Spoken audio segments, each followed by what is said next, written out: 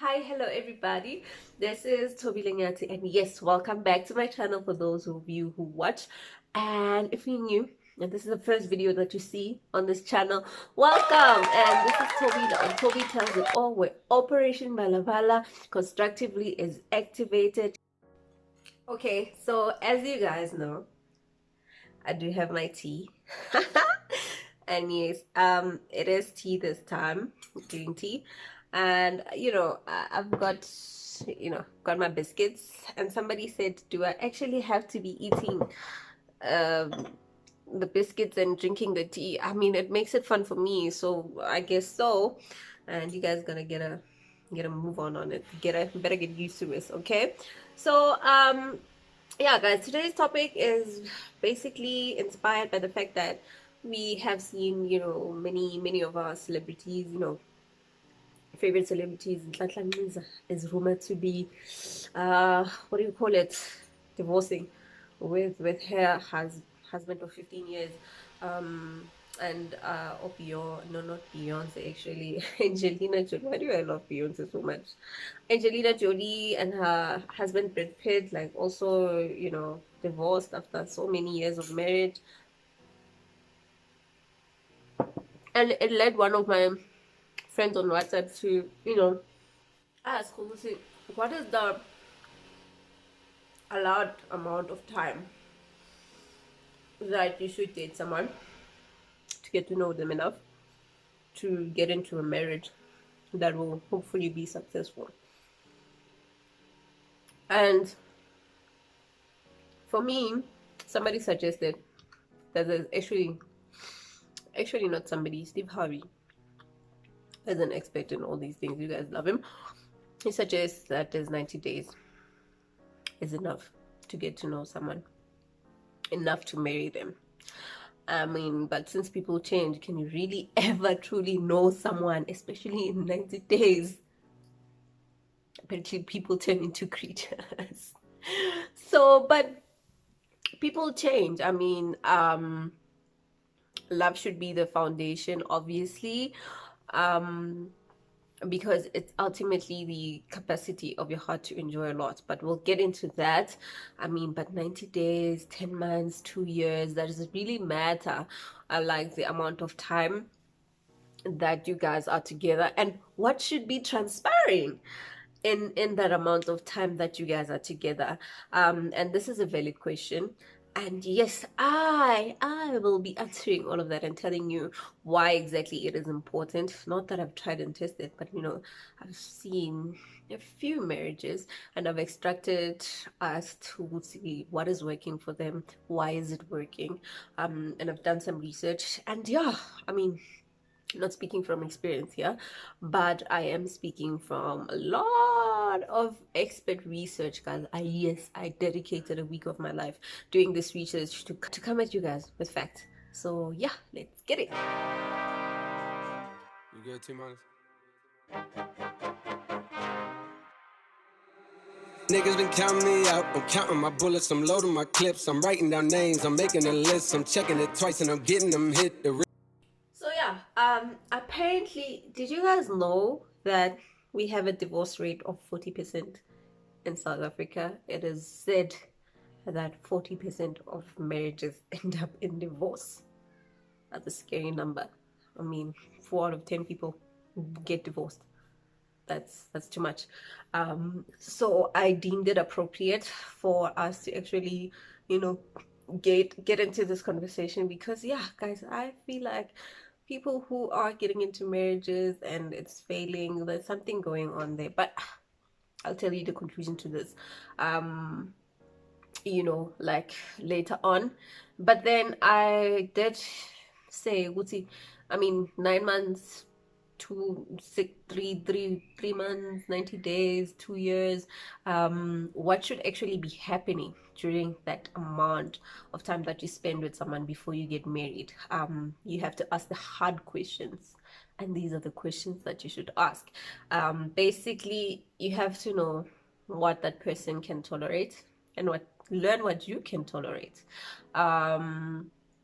What is it that you can find completely unacceptable, and what is acceptable. I mean, what are your hard limits, what are your soft limits? Then I mean, there has to be, during that time you have to find out if you guys have sufficient physical attraction. And I guess, like, imagine 90 days to find out if you guys have sufficient physical attraction. I mean, at that point in time, aren't you still like in the honeymoon phase? But I digress. Then you have to, this, and this one is very, very important. This is point number 4. You have to find out if your future goals are aligned. Does the person want kids? How many kids do they want? Where do they see themselves in the next 5, 10, 15 years? How do they want to retire? I mean, where do they want to retire? Because if you find a person that you're dating and this person wants to be like in Dubai in the next 5 years, and you want to be in the Netherlands in the next 5 years, how are you guys going to make that work? We know that long distance is not for everyone, okay? So it's very important to find out where that person wants to be, what they want to be doing. Another point is point number 5, which is your spiritual alignments, what you guys believe in. I mean, is the person an atheist? Are you a Christian? Or are they religious? Are you not? These are questions that you need to answer. Do they actually buy into the whole ancestor worship thing? Are they atheists, or are they Satan worshippers? You never know. Those are the very crucial questions to answer, because I mean, it will never work if you guys are trying to raise kids. What religion are you going to raise the kids in? It needs to be asked. And finally, not finally, actually, you guys need to establish in that period of time, a minimum of 90 days, you have to establish a mutual respect. There has to be trust in between the two of you. And let's talk about trust today. Apparently phones have nothing to do with trust. Like, my phone is my phone, and your phone is your phone, because bare phone ya monna kya musadi does not work. Apparently that makes you a creature, but that's a topic for another day. And yeah, you guys have to have a mutual understanding understanding in all forms of that person. Understand what makes them laugh, understand the person in the entirety, not just the parts that you want to understand or that you find easy to understand. Really try to encompass, or like, stop being self-absorbed and learn that person. Not just learn them, but learn to understand them. As to whether you tolerate them after that or not, that's up to you. But that's exactly what's supposed to be, you're supposed to spend your time doing during that 90 days. You have to, this is the final and most important point, and it's the ability to communicate across all spectra. If there's something that yes, there are difficult things to communicate between two people. I mean, you guys have dated, you know what it's like. But you have to be able to speak to that person about whatever is happening in your life, from the soft things like, oh, I saw a raccoon today, to the hard things like, oh, I had a thought cross my mind, I wanted to kill a man today. Those are the kinds of conversations. I'm not sure if those are good examples. Those are not good examples. Or the tough things like finances. Hey, I'm a little broke this month, could you help me out? If you can't say that to a person you're in a relationship with, then how are you supposed to spend your life with that person? What's supposed to happen then? Right. Okay. But I mean, that person has to be, this is another point, that person has to have a sense of humor. Your sense of humor has to align, because some people might laugh under the worst of circumstances. You come here, hi honey, my mom is dead, and they laugh. You have to understand that. You have to understand that that's a dark sense of humor that they have. And if you can't deal with that, then no. So, because there's some people who would make jokes, like literally make jokes about how you look at certain days. And if you take that seriously, then your sense of humor don't align, then you guys can't make it, because you'll always take things personal and the person would be joking. So it's very important that your sense of humor is aligned. Then there's a level of maturity. How do we describe that even? A level of maturity is shown when people are not getting along, or when it's that time and you guys are fighting and that person would be swaying. That shows a level of immaturity, or that person will be coming at you with your insecurities, the deep dark things that you told them about yourself. That shows a level of immaturity. I mean, you can't throw things at me that I told you at the most vulnerable of time of my life, and when we're fighting, all of a sudden, boom, how? No. Or sexual sexual shortcomings, then you bring them up in an argument. No, that's a level of immaturity right there. And that's what you're supposed to learn about this person in a space minimum of 90 days. Is that difficult for you guys to kind of absorb? Because I'm finding it very, very tough. And lastly, there needs to be that ability to compromise and respect your partner's privacy. Let's talk about compromising, because I have a feeling that by compromising somebody, a compromise is a situation where, none of the parties get their way, but you guys come into a mutual understanding, and, a lose-lose or win-win kind of situation.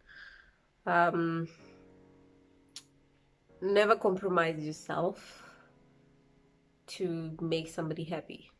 That's what I believe, because there's only so much time that you can do that in. Eventually you get very tired and you resent the other person. I mean, we've seen that in relationships. Imagine in marriages.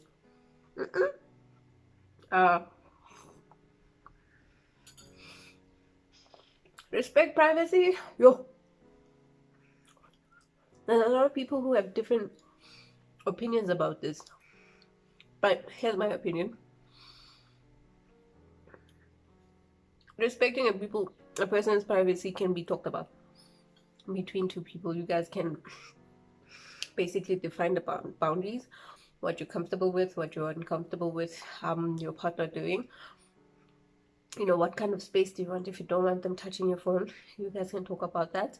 If you don't want them going through, your personal stuff in the car, you guys talk about that. If you don't want them, in your family groups on WhatsApp, when you get married, you talk about things like that. And all of these 10 things to be done in a space of 90 days. Apparently you can do it.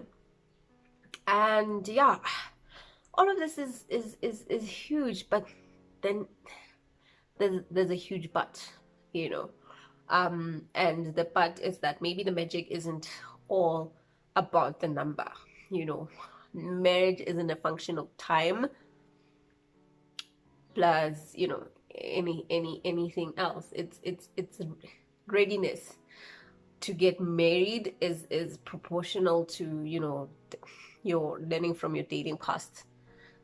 What worked, what didn't, if doing a self-introspection, how did you act in previous relationships? What did you like, what did you not like? What can you tolerate, what can you not? The lessons learned from your dating history, and basically self-awareness. Readiness is proportional to that. You have to be self-aware. You have to be aware of yourself in all aspects, in all possible situations, and basically this will result in choosing the right person and avoiding like choosing the same person over and over again. If you're self-aware and if you've learned your lesson from your previous dating history, you can know what you can tolerate of a person's like personality. And readiness is also, I believe, like directly proportional to origin dynamics, because where you originate from, how you grew up, it to a point determines how you carry yourself, what you deem tolerable, and such and such and such, how you conduct your daily life can your origin has a lot to do with that, although we don't like to you know admit it. And also readiness is proportional to shared values. So basically that's the formula, I think, is for readiness. It's directly proportional to all those things that I've mentioned. But I mean, there's no formula to being ready, I believe, because readiness is unique to each couple, since no two couples are the same. So yeah, guys, having discussed all of this, I have come to a conclusion that there really is no ideal time to get to know a person, as long as you make sure that before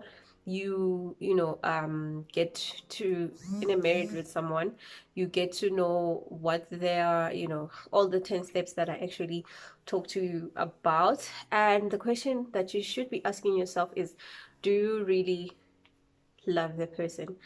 Because love in a marriage is the capacity of your heart to endure affection for someone, even when you don't feel like you love them at all, even at your angriest, or even at your less passionate, or no, if you feel no passion towards that person. If you can endure affection for somebody through that, all of it, then you're ready for marriage. And my final advice is that you guys should be intentional and discerning before you enter into a marriage, because listen, a successful marriage apparently requires a lot. And yeah, as long as you guys are aligned, everything should be fine. So I hope you guys enjoyed the video. I hope you guys have watched all my other 5 videos. If you haven't, what are you doing here? I mean, if you knew, you're excused. But if you're not new and you're aware that I am busy with my videos on my channel, then come on, guys. Okay, what do you think? I want to know if you guys think there is actually a right time. If you think number of or the period of time that you actually gotten to know someone actually gives hope or can guarantee that you guys will have a successful marriage, follow the 10 steps, I think, then whether you do it in 90 days, 10 months, 2 years, I think you guys should be fine. Those of you who are married, let me know, how are things going? But anyways, do watch my channel next time, guys, because I will be discussing something else that is very, very interesting. I hope you actually learned something. Do like, subscribe, comment, engage me, slide into my DMs on Facebook. If you guys don't have me, I'll link my Facebook profile and my Instagram profile on the link description below. Yes, like, subscribe, comment, and tell me what you guys think. What do you guys want me to discuss next? Let's have this. Bye, guys. High rich whipper. Nigga don't smoke. Nigga don't smoke. I want it too. Nigga want.